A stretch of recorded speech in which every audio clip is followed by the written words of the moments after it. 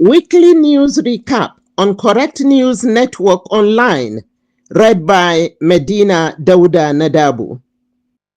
Tinubu orders a probe into the alleged fake presidential council scandal.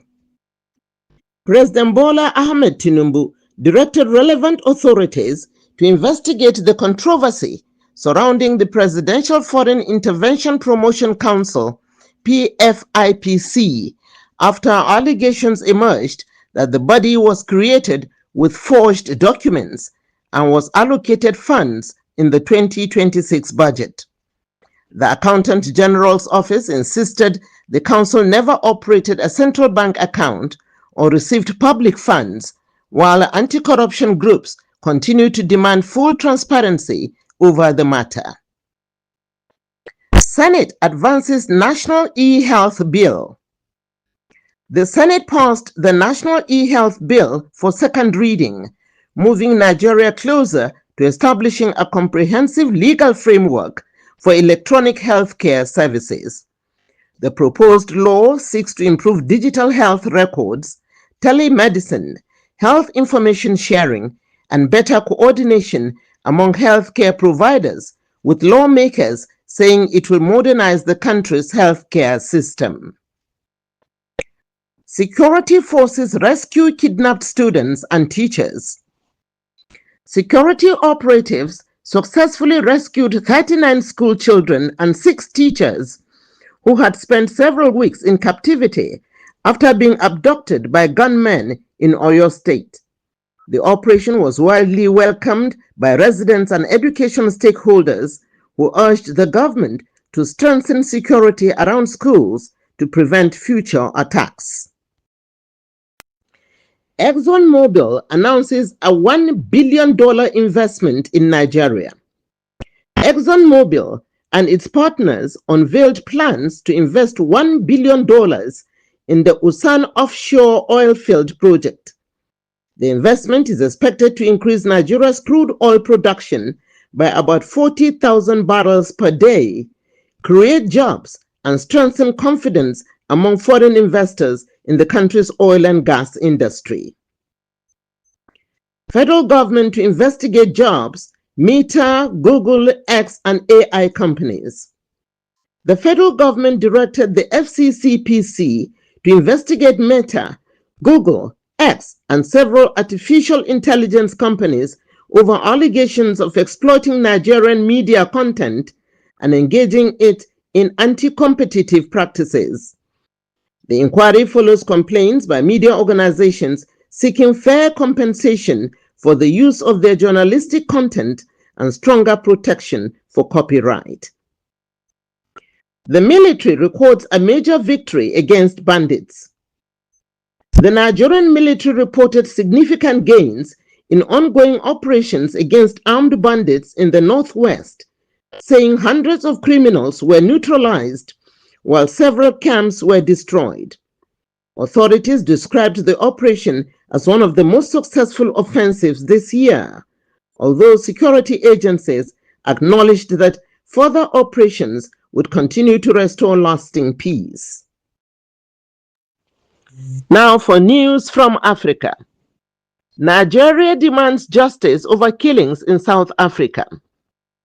The Nigerian government condemned the killing of several Nigerians in South Africa and called on South African authorities to thoroughly investigate the incidents. The development has renewed concerns about the safety of African migrants and the need for stronger diplomatic cooperation to tackle xenophobic attacks. Ebola outbreak raises fresh concern in the DR Congo. Health authorities in the Democratic Republic of Congo continued efforts to contain an Ebola outbreak after the number of infections and deaths increased. International health agencies are supporting surveillance, treatment, and vaccination campaigns to prevent the disease from spreading into neighboring countries. Morocco dismantled suspected terrorist network. Moroccan security agencies announced the arrest of several suspected extremists accused of planning attacks linked to the Islamic State group. Officials said the operation prevented possible terrorist activities and demonstrated continued regional cooperation against violent extremism. Floods affect several West African countries. Heavy rainfall triggered severe flooding across parts of West Africa, destroying homes, roads, and farmlands while forcing thousands of people to flee. Emergency agencies have appealed for humanitarian assistance as governments continue rescue and relief operations in affected communities. Stories from the Middle East. Tensions rise again between the US and Iran. Military tensions between the United States and Iran increased following fresh exchanges involving strategic targets, raising fears of wider regional instability. World leaders have continued diplomatic efforts to prevent further escalation and encourage dialogue between both countries. Global oil prices react to Mid-Eastern uncertainty. International oil prices recorded fresh gains as investors reacted to renewed security concerns around the Gulf region and the Strait of Hormuz. Energy analysts warned that any disruption to shipping routes could affect global fuel supplies and place additional pressure on energy importing countries. Israel-Hezbollah border tensions continue. Military exchanges along the Israel-Lebanon border remained a source of concern throughout the week. Despite ongoing diplomatic efforts, international mediators are working to prevent the conflict from expanding into a broader regional confrontation. We are now in Europe. European leaders increased defense commitments. Several European governments agreed to increase defense spending and strengthen military cooperation amid growing concerns about regional security. The move is aimed at improving Europe's defense capabilities and reducing dependence on external security guarantees. NATO reviews long-term security strategy.